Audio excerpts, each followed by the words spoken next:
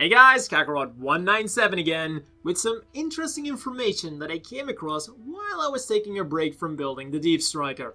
Currently, NHK is holding a poll about Japan's favorite Gundam anime, Gundam Mobile Suit, Gundam character, and Gundam song. This poll is open until the 20th of April, but they already released some interim results for the top 10 mobile suits, characters, and songs. And some of the inclusions, or exclusions, might surprise you. So let's immediately get started with their top 10 mobile suits. On number 10, we have the Gundam. It's a classic. I really expected this to be on the list somewhere. I would have liked it if it was somewhat higher, but it still made the list. On number 9, we have the Hyakushiki. One of the picks I don't think is going to surprise anyone. It's piloted by Not Char. It's a striking gold machine. It's simple, yet effective. It's just a badass in general. On number 8, we have yet another one of Char's designs. We have the Sazabi. Not really a lot to say about this. It's big, it's bulky, it's from Char's counterattack. What is there not to love about this machine? Number 7, we have everyone's favorite villain's mobile suit, the Cubile. The machine that somehow manages to be really bulky, yet still elegant at the same time. Color me surprised. And on top of that, the pilot is really cool as well. On number 6, we have the Gundam F91. And I have to wonder if the Master Grade 2.0 release had an impact on its placement here, or if it's the other way around, that the F91 is just really popular and that Bandai saw this and decided, you know what, this thing really needs a 2.0. On number 5, we have the Freedom Gundam. Gundam Seed, as always, seems to be really popular here in Japan. On number 4, we have the Wing Gundam Zero Endless Waltz version. Yeah, it's a design I don't personally feel a lot of affection for, but I know it's really popular in Japan, and a lot of people in the West seem to like it as well. On number 3, talking about things that I'm not a huge fan of, but Japan does seem to be a huge fan of, it's the Strike Freedom Gundam.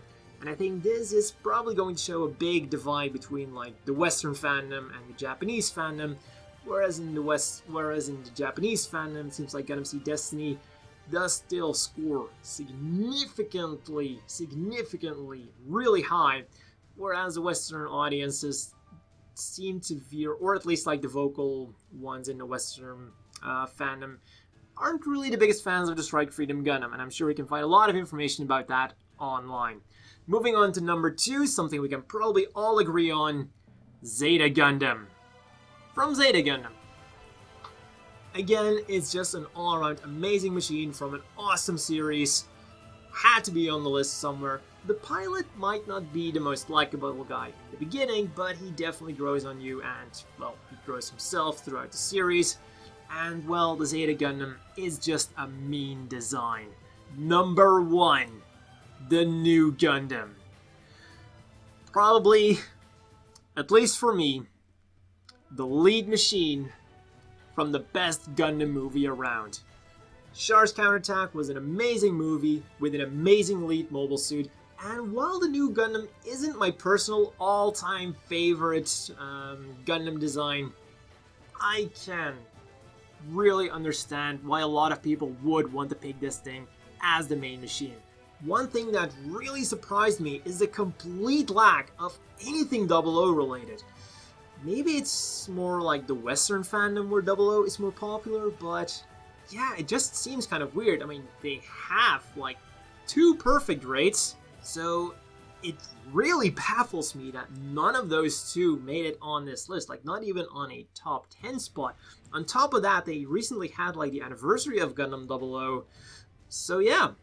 And with the mobile suits out of the way, let's have a look at the ones inside of them. On number 10, we have Master Asia. And I don't think anyone is going to argue with putting the guy who can take out a mobile suit with his bare fists on the number 10 spot. The guy's just an overall badass, and he really is a master. On number 9, we have everyone's favorite female baddie of Gundam, Haman Khan. And well, I'm definitely gonna agree with that one here. She is also one of my more favorite female Gundam characters. and I know for a lot of people out there, she is like the #1 favorite female character. Can't disagree with that there. A female character with a lot of backstory, and if for some reason you haven't read Char's Deleted Affair, I highly recommend you to read that if you want to care about Haman Khan just that little bit more. Number 8, we have Anival Gato. Well, he was the main bad guy of Stardust Memory, though other than that, I will say he is definitely an ace pilot, but other than that, I personally don't really feel a lot for Anival Gato. He is kind of like a flat character who is screaming a lot about ideals. Moving on to number 7, talking about screamers, we have Camille Bidon. Though the big difference here is Camille Bidon definitely grows as a character, so he really deserves that number 7 spot. I know a lot of people do consider him like a really annoying character, and well, he definitely is in the beginning, but like I said, he does grow up. Number 6, we have Setsuna F. Seiei.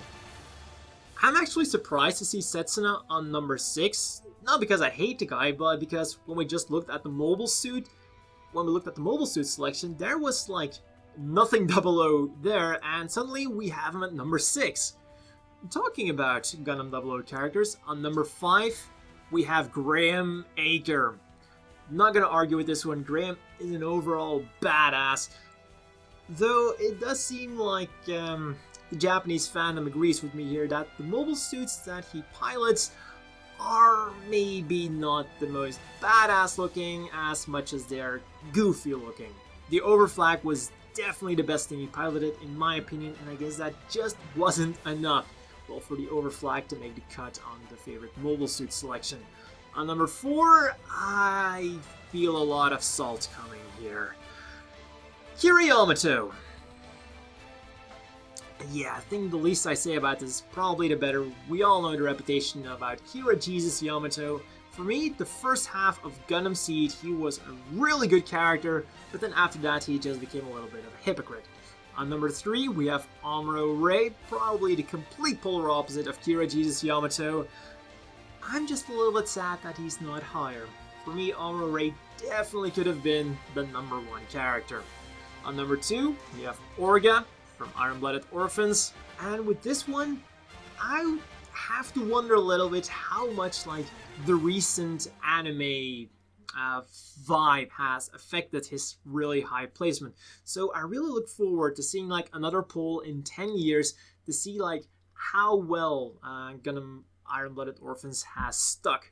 And on number 1, nobody, absolutely nobody is going to be surprised by this whatsoever. I mean, who's the one character who hasn't shown up on this list so far? It's Char freaking Aznable. I don't have to explain why Char is the top character. So let's quickly get on with the songs.